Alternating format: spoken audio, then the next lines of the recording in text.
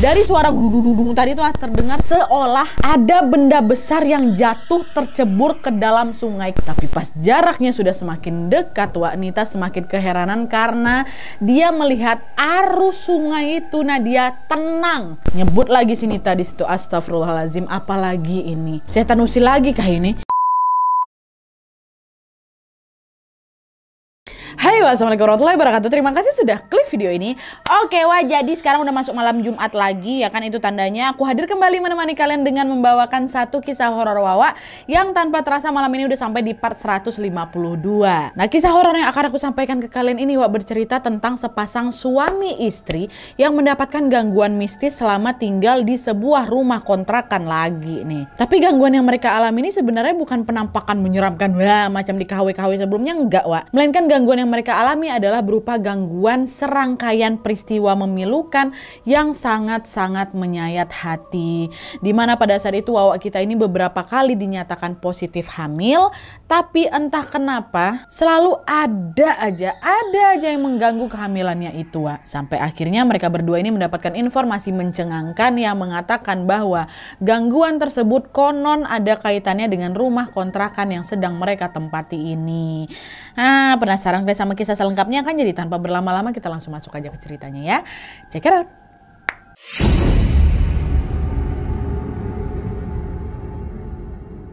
Oke Wak, jadi kisah yang akan aku ceritakan malam ini dikirim sama Wawa aku yang bernama Nita dari Pasuruan, Jawa Timur. Halo Nita. Nah, jadi kejadian ini terjadi pada tahun 2010 lalu ketika Nita ini baru saja menikah dengan suaminya yang bernama Dimas. Saat itu Wak, setelah mereka menikah, mereka ini sempat tinggal sementara di rumah orang tuanya Dimas, which is mertuanya Nita. Terus selang 3 bulan kemudian tiba-tiba Dimas ini mengajak Nita untuk pindah rumah Wak. Katanya ya biar mereka bisa memulai hidup baru gitulah sebagai sepasang suami istri ya kan. Nah, mendengar ajakan Dimas suaminya ini tentu ya Nita pun nanya, emang kalau kita pindah rumah kita mau pindah kemana Mas? Kan kita belum punya rumah sendiri gitu kan. Dan ternyata tanpa sepengetahuan Nita, Dimas ini sudah sejak lama mencari informasi tentang kontrakan siap huni. Dan di waktu ketika Dimas mengajak Nita ini untuk pindah, tepat pada saat itulah Dimas ini sudah menemukan rumah yang menurutnya cocok untuk mereka tinggali berdua Wak. Jadi Dimas ini dalam diam sudah mencari rumah kontrakan baru gitu loh tanpa konsultasi sama istrinya dulu. Dimas bilang di situ sama Nita, kan Mas udah nemu kok dek rumah yang cocok, besar,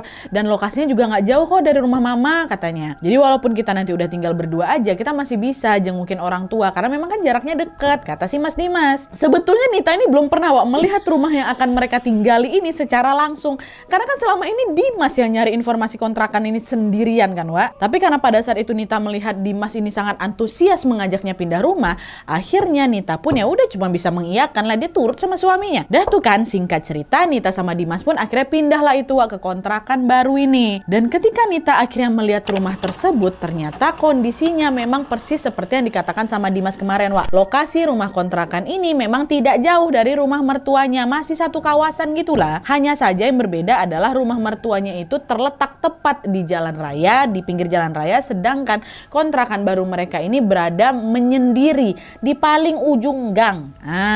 Udah nyampe di rumah itu, tepat di samping rumah itu ada rimbunan pohon bambu. Pohon bambu nih yang lebat tuh, ya kan? Sekeliling rumah itu masih dipenuhi oleh ladang dan juga kebun. Serta di bagian belakang rumah ada sebuah sungai yang berukuran cukup lebar, dan di seberang sungai itu ada makam kuno Wak, yang tembok pembatas makam tuh hampir roboh gara-gara apa? Udah temakan usia. Lapuk apa itu tembok tuh. Jadi ini rumah dia, belakangnya ada sungai ya, ini makam kuno tuh. Ya, kebayang ya. Nah, ketika Nita pertama kali datang ke sana, kesan pertama yang dia rasakan apa Wak? Suasana di sekitar rumah itu menyeramkan kali. Nah, dia nggak ada enak-enak.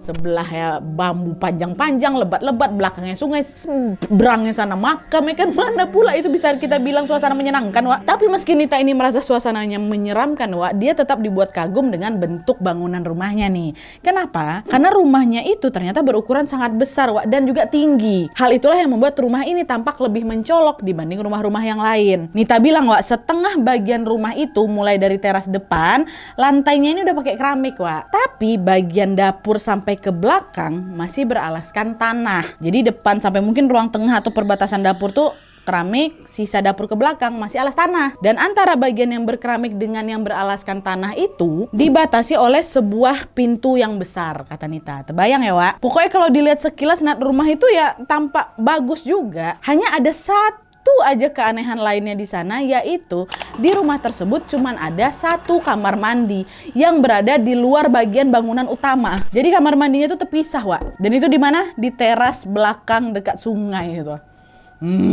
Lah tuh macam mana dapat rumah itu udah dibayar sama lakinya kan, nggak mungkin dia nggak mau. Dah akhirnya Nita sama Dimas pun mulailah Wak tinggal bersama-sama di rumah kontrakan itu. Perlahan-lahan mereka sudah mulai merasa nyaman sampai akhirnya seminggu setelah mereka pindah, Nita mulai mengalami sesuatu yang menyeramkan di situ. Baru 1 minggu tinggal tuh. Jadi ceritanya malam itu nih, Wak ya. Nita nih lagi sendirian di rumah, lakinya belum balik.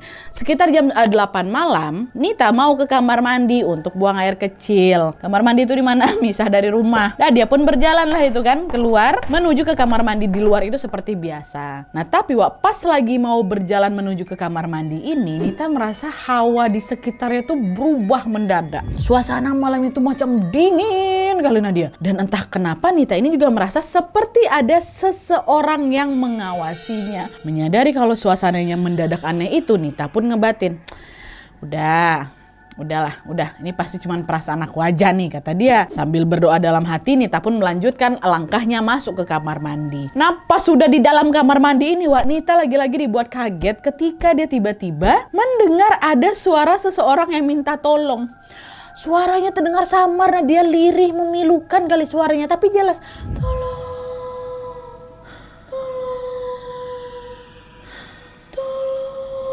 Saat itu Nita mencoba menutup matanya untuk bisa mempertajam pendengarannya itu. Dan seketika itulah dia langsung merinding sebadan badan macam aku sekarang ini. Entah kenapa aku tiba-tiba merinding juga, Wak. Setelah dia sadar bahwa suara yang minta tolong itu adalah suara perempuan, Wak. Aku tiba-tiba teringat kata orang, kalau seandainya aku ngerasa kayak ada sesuatu di situ, berarti ada di situ kan.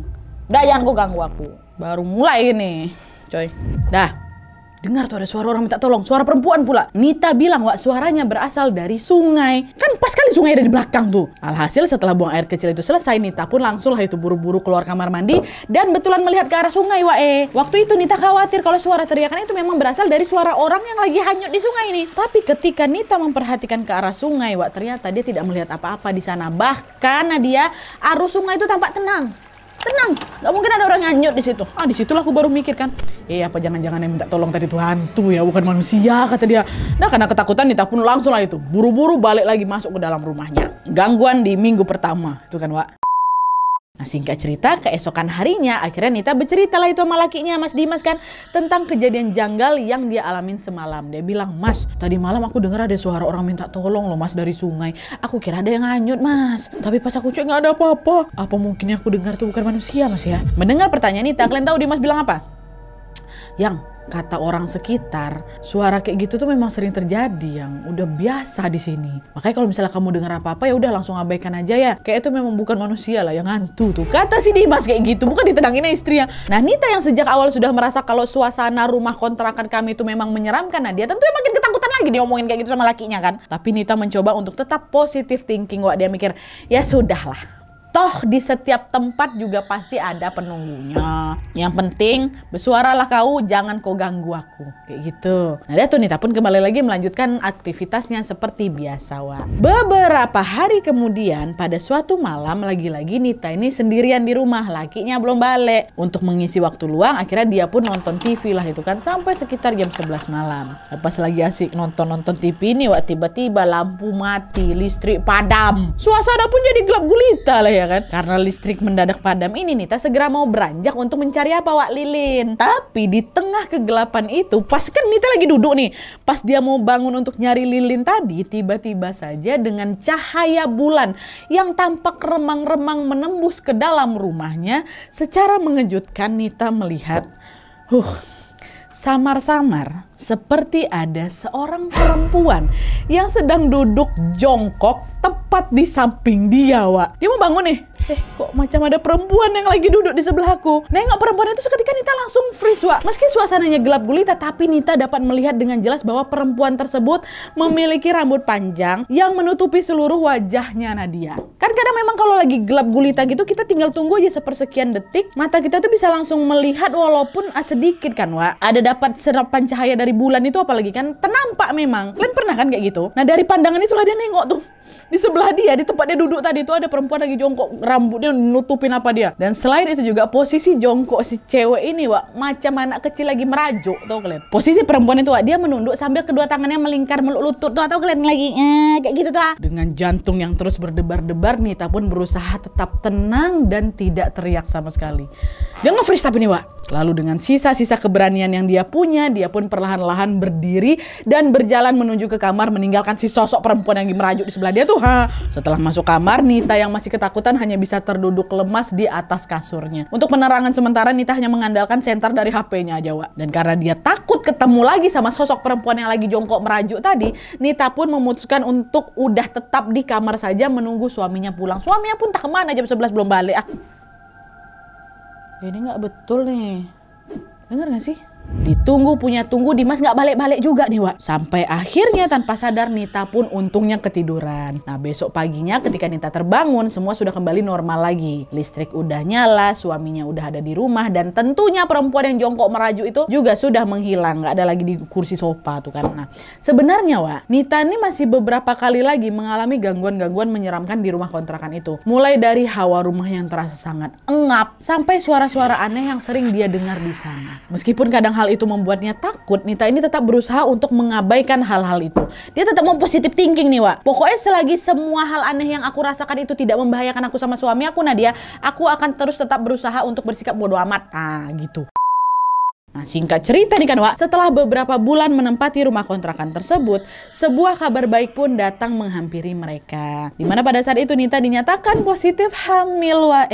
Nita dan Dimas pun menyambut kabar baik itu dengan sukacita. Tapi sayangnya di usia kandungannya yang baru memasuki 5 minggu, Nita tiba-tiba mengalami keguguran. Meski sedih, Nita dan Dimas pun terus saling menguatkan dengan berkata, ya sudah, tidak apa-apa, mungkin belum rezeki. Kita ikhlaskan aja ya yang ya gitu. Nah dah tuh selang beberapa bulan kemudian, alhamdulillahnya Nita dinyatakan hamil lagi nih, Wak. Kabar kehamilan itu membuat seluruh keluarganya kembali berbahagia. Dan setelah kemarin sempat keguguran, kali ini Nita dan Dimas bertekad untuk menjaga kandungannya dengan lebih ekstra lagi. Alhamdulillahnya semua berjalan baik-baik aja nih, Wak. Dan ketika usia kandungan Nita sudah memasuki 3 bulan, kebahagiaan mereka semakin besar lagi karena berdasarkan hasil USG diketahui bahwa Nita hamil anak kembar laki-laki. Masya Allah, sudah berdua, Wak. Setelah tahu kalau dia mengandung anak kembar, Nita pun semakin lagi berhati-hati dalam menjaga kandungannya.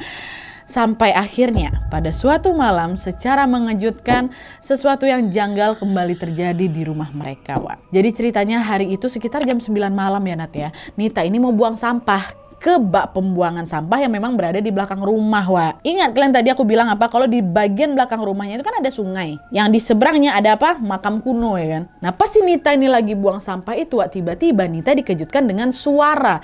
Seperti ada benda yang macam besar kali itu. Nah dia lagi menggelinding dari arah makam tuh. Tuh kalian macam suara apa ya, macam ada suara tapi ngelinding macam suara batu besar menggelinding tuh. Nita yang kaget berusaha untuk memfokuskan pandangannya ke arah makam, Wak. Tapi makin aku perhatikan, ya makin aku tahu nggak ada apa-apa di sana. Ya udah cuma sepi gelap seperti biasa aja. Nah, tapi anehnya, Wak, suara benda menggelinding itu masih belum hilang juga dan malah makin berisik. Zoom tuh ada tuh, tapi makin aku tengok nggak ada apa-apa di perasaan. Nah, nggak lama kemudian Nita semakin kaget lagi ketika dari suara dudung tadi tuh terdengar seolah ada benda besar yang jatuh tercebur ke dalam sungai. Kebayang nggak kalian? Jadi kayak biar masuk air biur gitu kan? Biar kayak gitu. Aduh tolonglah editor, perbaiki ucapan aku. Terbayanglah pokoknya kalian kan. Jadi makin panik lagi si Nita nih, Wak. Nita pun langsung lah itu berlari pula. Dia mendekati ke arah sungai itu kan untuk melihat apa yang sebenarnya jatuh tadi. Dia masih takut itu orang yang terjatuh, Wak. Tapi pas jaraknya sudah semakin dekat, Wak, Nita semakin keheranan karena dia melihat arus sungai itu. Nah dia tenang. Padahal kalau memang ada benda yang tercebur, harusnya kan air sungai itu beriak-riak kan, Wak, macam mengombak gitu kan. Ini enggak. tenang. Nyebut lagi si Nita di situ, astagfirullahalazim, apalagi ini? Setan usil lagi kah ini? Di tengah rasa terkejutnya itu, seketika Nita langsung teringat dengan bayi di dalam kandungannya. Dia khawatir bayinya kenapa-napa lah, Wak. Alhasil Nita pun langsung cabut nih, pergi dia masuk ke dalam rumah sebelum hal-hal menyeramkan lain kembali terjadi. Masuk dia kan lagi hamil tuh. Nah, tidak berselang lama dari kejadian itu, Nita dan Dimas pun akhirnya memutuskan untuk apa? Untuk mengadakan pengajian di rumah, Wak. Pengajian tersebut bertujuan untuk syukuran kehamilannya Nita, sekaligus juga untuk mendoakan semoga kondisi rumah kontrakan mereka ini akan aman selalu serta mereka semua diberikan keselamatan. Dah, pengajian lah itu kan di rumah tuh kan. Acara pengajian pun berjalan dengan sangat hikmat, Wak. Tapi nih ya, setelah pengajian itu hanya berselang 2 hari kemudian, sesuatu yang sangat-sangat mengejutkan lagi-lagi terjadi. Dimana nggak ada angin, nggak ada hujan ya Nat ya.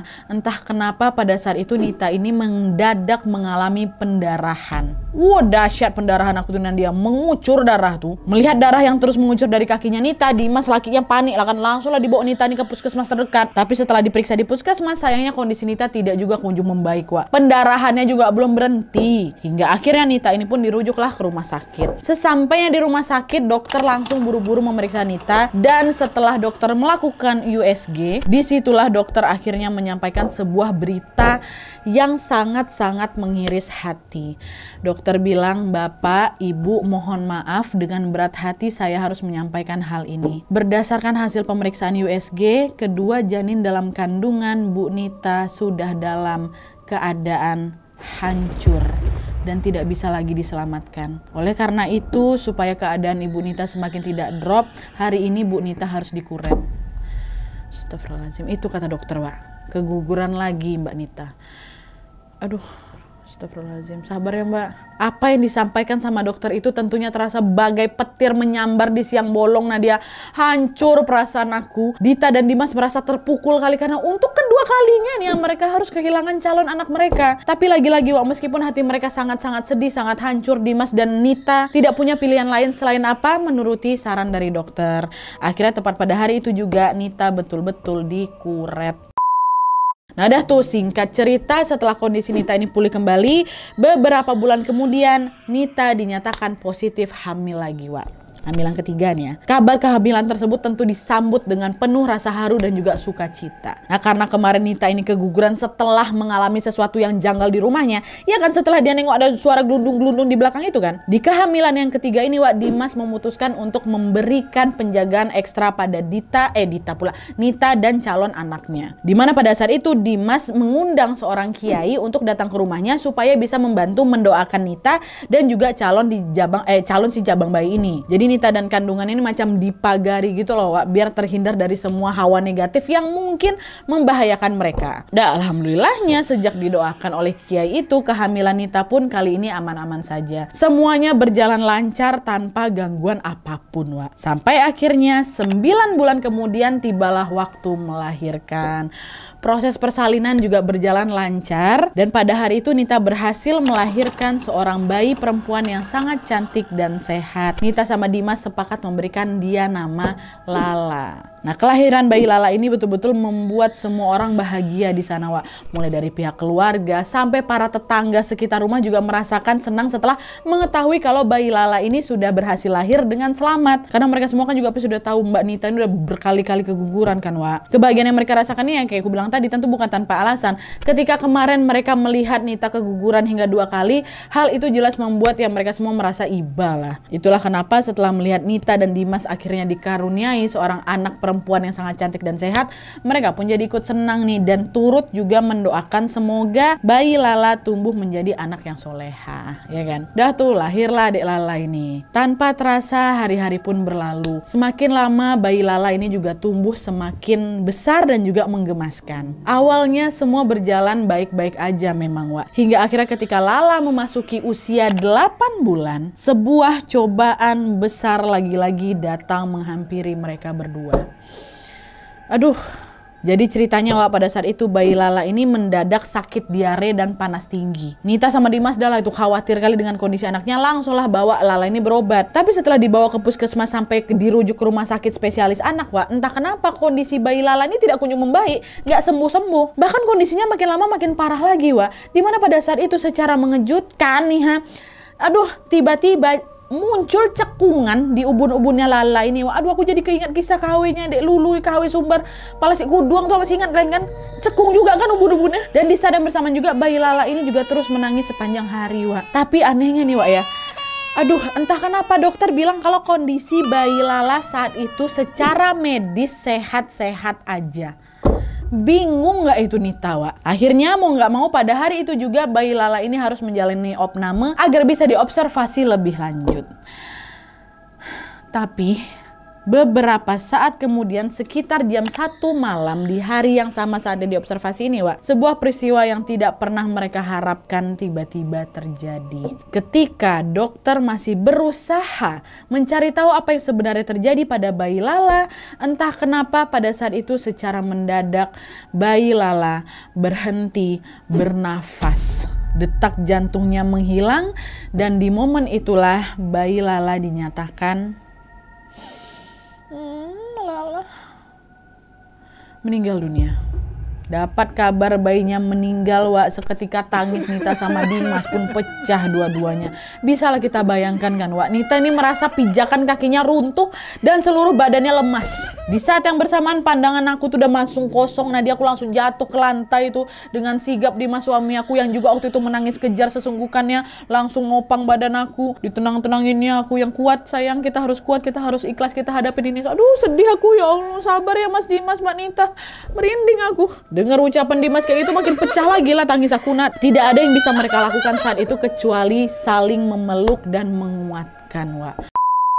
Nah, besok paginya dalam kondisi berkabung, Nita dan Dimas pun segera mengurus proses pemakaman bayi Lala. Pada saat itu tentunya banyak sekali beberapa sanak keluarga yang ikut melayatkan, Wak. Nah, salah satunya adalah tantenya Dimas yang bernama Tante Leni. Dan setelah proses pemakaman ini selesai, tiba-tiba aja Tante Leni ini menghampiri Dimas untuk ngajak dia bicara. Pada saat itu secara mengejutkan dengan suara lirih, Tante Leni ini berkata, "Dimas, cepat kamu bawa istrimu pindah dari rumah ini. Kalau kalian gak segera pindah, selamanya kalian gak akan punya anak," kata Tante Leni, Wak. Pada saat itu Tante Leni ini tampak seperti sedang menerawang kondisi rumah mereka. Tapi kan waktu itu Dimas ini masih sangat berkabung, alhasil dia tidak terlalu menghiraukan ucapan Tante Leni tadi. Barulah selang beberapa bulan kemudian setelah Dimas dan Nita ini udah lebih kuat, udah lebih ikhlas, baru di situ, Wak, Dimas ini menceritakan apa yang disampaikan oleh Tante Leni ke Nita. Yang kemarin Tante Leni ngomong gini gitu kan. Nah, menanggapi ucapan Tante Leni, awalnya Nita sama Dimas ini sempat ragu, Wak. Apa betul kejadian keguguran yang dialami Nita dan meninggalnya bayi Lala kemarin ini ada hubungannya dengan rumah kontrakan ini? Masa sih sampai segitunya gitu loh. Meski tidak sepenuhnya percaya, Nita sama Dimas akhirnya sepakat untuk mencari tahu tentang asal-usul rumah yang mereka kontrakin itu. Jadi mereka itu memang dari awal nggak pernah suuzon ke rumah itu, Wak. Masa sih Nat sampai segitunya makhluk-makhluk di sana bisa mempengaruhi keguguran aku, Wak? Kayak gitu, Wak, pertama-tamanya. Barulah setelah di-trigger sama si Tante Leni ini, mereka jadi berpikir, baru dari situ mereka cari asal-usul rumah ini. Dan langsung lah, Wak, mereka memutuskan untuk nanya langsung ke anak pemilik kontrakan itu. Dan disitulah mereka mendapatkan informasi yang sangat-sangat mencengangkan tentang rumah itu. Dimana konon katanya bertahun-tahun lalu rumah itu adalah rumahnya seorang dukun. Dan katanya juga, Wak, proses pembangunan rumah ini juga dilakukan dengan ritual-ritual mistis seperti menanam kembang 7 rupa dan juga menanam tulang ayam kampung hitam di dalam pondasi rumah itu. Dan setelah rumah ini jadi, tidak lama kemudian istri dukun itu mendadak meninggal dunia, Wak. Dan selain itu juga, kalau kalian ingat nih, Wak, di awal tadi aku cerita apa? Sebagian rumah ada yang udah di keramik dan sebagiannya lagi kan beralaskan tanah tuh kan. Nah, ternyata, Wak, banyak yang percaya kalau tepat di perbatasan lantai keramik sama lantai tanah itu ada portal goib yang terhubung kemana? Ke kerajaan jin. Anak pemilik kontrakan itu bilang kalau kerajaan jin yang ada di belakang rumah itu nggak bisa dipindah lagi. Karena apa? Karena mereka ini sudah sejak lama menghuni di situ. Dan yang lebih seramnya lagi adalah usut punya usut, jin-jin yang ada di kerajaan itu sangat suka dengan anak-anak kecil yang masih wangi. Anak yang masih suci itu loh, yang bisa jadi masih dalam, masih bisa yang bisa ada yang masih suci, bisa jadi itu janin, anak yang belum dilahirkan, atau anak yang belum berusia 1 tahun. Itu wangi kali buat mereka tuh. Tapi yang anak pemilik ini bukan anak si dukun itu, Wak, ya. Jadi dukun tuh entah gimana ceritanya meninggal, rumah itu dijual, dibelilah sama si bapak ini. Nah, yang beri kesaksian itu adalah anak dari si bapak yang beli rumah itu, ya. Nah, di situ loh baru Dimas dan Nita ini curiga kalau Nita yang berkali-kali keguguran kemarin, termasuk juga kejadian meninggalnya bayi Lala, adalah karena ulah si jin-jin itu. Dan setelah mendengar cerita tersebut, Nita dan Dimas pun akhirnya langsung fix sepakat hari itu buat pindah rumah. Dan alhamdulillahnya juga, Wak, setelah pindah kondisi mereka pun berangsur-angsur membaik. Hingga akhirnya tepat 1 tahun setelah bayi Lala ini meninggal, Nita kembali dinyatakan positif hamil. Bayi dalam kandungannya itu lahir dalam kondisi yang sangat sehat, Wak, dan berjenis kelamin perempuan juga. Dan saat ini anaknya Nita sama Dimas sudah berusia 8 tahun. Kita doakan sama-sama semoga Nita dan keluarganya selalu dalam lindungan Allah Subhanahu wa taala. Amin ya rabbal alamin. Oke, Wak, jadi itu tadi pengalaman mistis yang dialami oleh Nita dan juga keluarganya. Sedih kali aku dengar cerita ini, Wak. Nggak kebayang gimana rasanya jadi Mbak Nita sama Dimas yang berkali-kali harus kehilangan anak mereka. Nauzubillah min zalik. Tentu kita percaya bahwa segala sesuatu yang ada dalam hidup ini pastinya terjadi atas kehendak Allah Subhanahu wa taala kan, Wak. Tapi kita juga sama-sama tahu bahwa sebagai manusia kita pun diperintahkan untuk berikhtiar. Nah, keputusan Nita dan Dimas yang memilih untuk pindah dari rumah kontrakan lamanya ini juga pasti merupakan bentuk ikhtiar dari mereka. Dan alhamdulillahnya benar kan, Wak, setelah melewati banyak sekali kejadian dan juga cobaan yang sangat menyedihkan, mereka akhirnya bisa mendapatkan kebahagiaan dengan hadirnya seorang anak yang sehat dan juga pintar. Dan sebelum aku tutup video ini, aku juga menyampaikan satu informasi. Ingatkan kalian tadi di awal aku cerita kalau pada suatu malam kan Nita ini pernah dengar ada suara orang minta tolong dari arah sungai, ada suara gresek-gresek gitu dari belakang makam tuh kan. Nah, mengenai hal tersebut, Wah, ayah mertuanya Nita sempat cerita kalau suara teriakan minta tolong itu konon katanya berasal dari korban-korban yang pernah hanyut di sungai itu, Wah. Jadi katanya nggak jauh dari lokasi sungai itu memang ada macam pondok pesantren, tapi entah kenapa sejak dulu banyak kali katanya santri-santri pesantren yang hanyut meninggal di sungai itu waktu entah lagi main, entah nggak sengaja terjatuh kayak gitu. Bahkan banyak juga beberapa jasadnya yang ditemukan dari jarak yang sangat jauh dari tempat pertama kali mereka hanyut. Nah, karena sungai itu melewati belakang rumahnya Nita, berarti kalau misalnya ada korban yang hanyut, otomatis korban ini juga akan lewat di belakang rumahnya Nita itu kan, Wah. Itulah kenapa waktu malam-malam Nita di belakang itu dengar suara minta tolong, katanya itu suara goibnya mereka. Tapi penyebab kenapa ada banyak santri yang hanyut dan meninggal di sana, Nita juga nggak tahu pasti nih, Wah. Apakah ada hubungannya dengan kerajaan jin di belakang rumah Nita itu, atau mungkin ada alasan lain, nggak tahu, wallahu alam. Yang jelas kita doakan sama-sama di sini semoga seluruh korban yang pernah tewas, pernah hanyut di sana mendapatkan tempat terbaik di sisi Allah Subhanahu wa taala. Begitu pula dengan bayi Lala beserta kakak-kakak lainnya yang belum sempat dilahirkan. Dan untuk Mbak Nita, Mas Dimas, serta anak mereka kita doakan juga semoga mereka semua selalu dalam kondisi yang sehat, selalu dalam perlindungan Allah Subhanahu wa taala juga. Amin ya rabbal alamin. Oke, ya ampun sedih banget. Oke, Wak, jadi sekian dulu videonya. Terima kasih banyak yang sudah menonton. Kalau kalian suka video ini, klik like-nya, jangan lupa komen di bawah untuk ide dan saran-saran untuk video selanjutnya. Jangan lupa nyalain notifikasinya supaya kalian tahu kalau aku upload video baru, and as always jangan lupa untuk klik tombol subscribe supaya kalian sama-sama tahu informasi menarik dan menegangkan dari channel aku. See you next video, Wak. Bye.